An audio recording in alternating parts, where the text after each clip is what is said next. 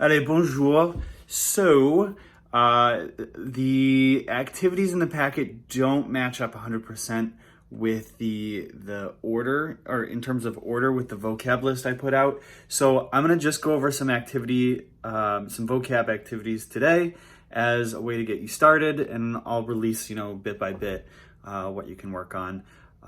So voila, you can see if I move the camera over, I'm getting ready to make my move on Saturday of next week. You can see bins and boxes and bags. Yeah, so that's exciting for me. Hope to hear from you guys soon. I appreciate the email correspondence with some of you, or text correspondence, or those who have met in Google Meet.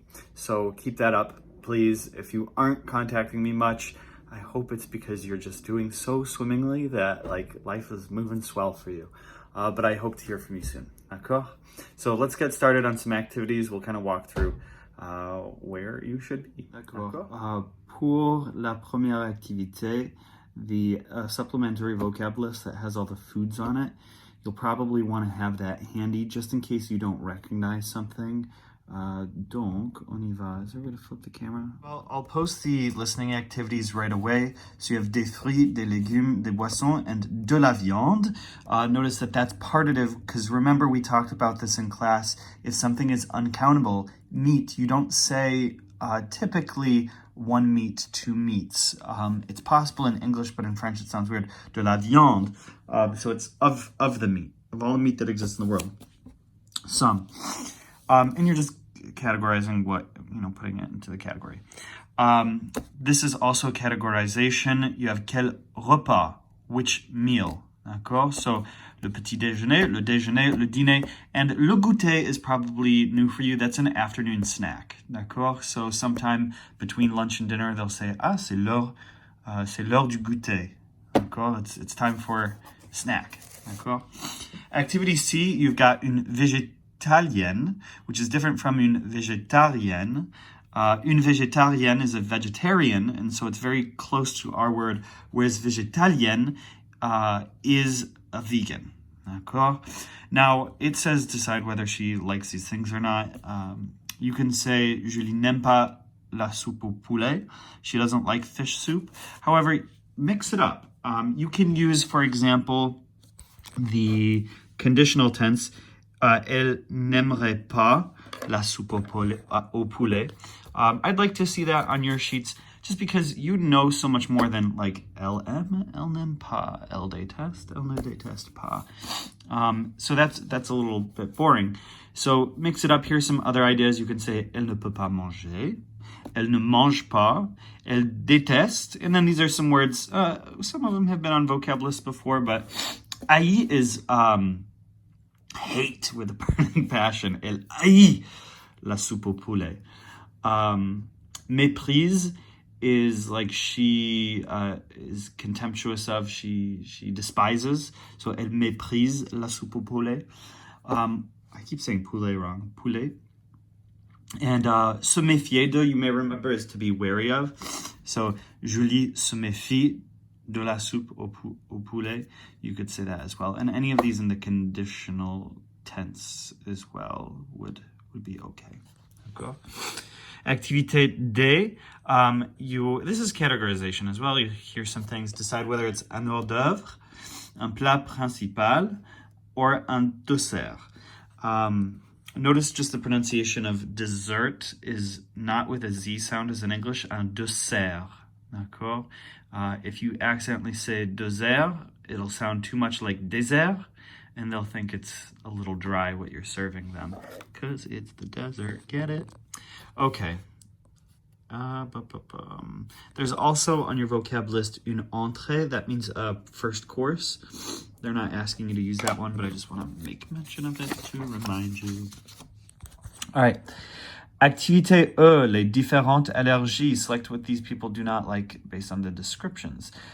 So this is easy. You got two words in parentheses, two different choices, and say which one they wouldn't like, or which one they would,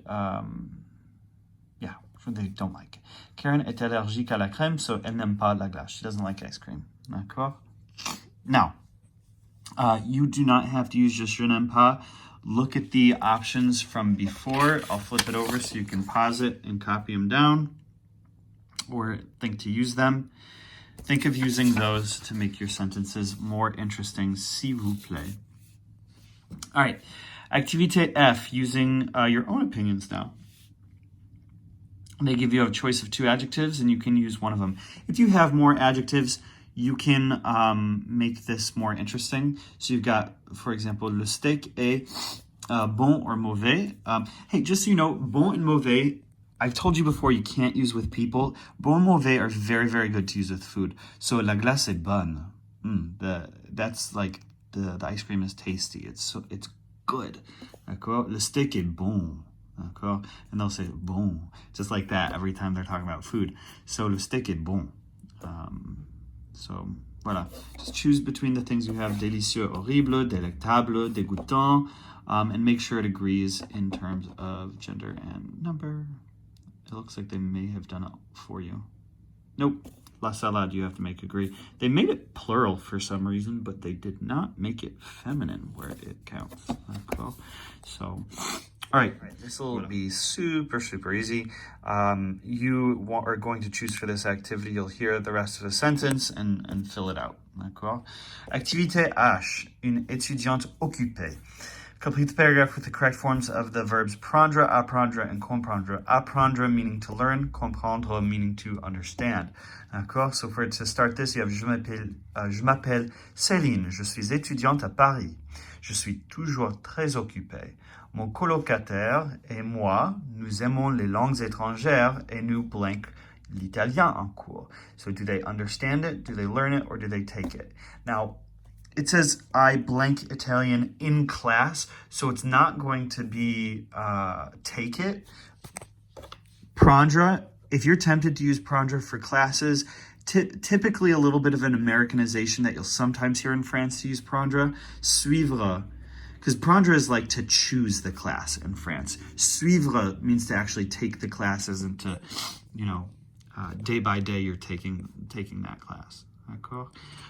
Prendre can mean more so to choose. D'accord? Okay. Activity I, and just make sure you conjugate those as appropriate. Jules et Julie, que prennent-ils? Jules is describing his and his sister's eating habits. Listen to the sentence and choose the food item that best completes the sentence. So you'll have to listen to what they each eat. I'm not sure what it's going to sound like. So, qui mange plus sainement at the end? Tell me who eats more healthily. Okay. Activité J, on prend et on ne prend pas. Using the verb prendre, describe what these people would most logically eat or not eat for these occasions. Now, the verb prendre means to order. So if you're in a cafe or a restaurant in Paris, you can say, je prends une pizza. I'll have a pizza. I'm taking a pizza. That's how you say, I'd like a pizza. I'm taking a pizza. You can also use je voudrais or je vais prendre or something like that. But so you can mix it up if you'd like. So you've got bière lait pour le déjeuner, un enfant. All right. So for lunch, a child prend du lait, mais il ne prend pas de bière. D'accord? And this is a little reminder that if you're using a partitive like de la bière, after the word pas, you drop the la. Okay? So if you have a pas in front of it, so that's just a thing to pay attention to in this activity as you're doing it. Okay? Now, what else? Can you mix it up? Sure. You can say voudrais, you can say prendrais, would take. And that's another way to be polite in French. Je prendrai un sandwich. You can use je vais, il va prendre, etc. Mais voilà. All right. Activité K and L are listening activities. The dictée means you're just writing it out. So I'll post those for you. That's probably good going into the weekend. I'll provide you some more on Monday or Tuesday to keep you going. Et voilà. So avec ça, au revoir.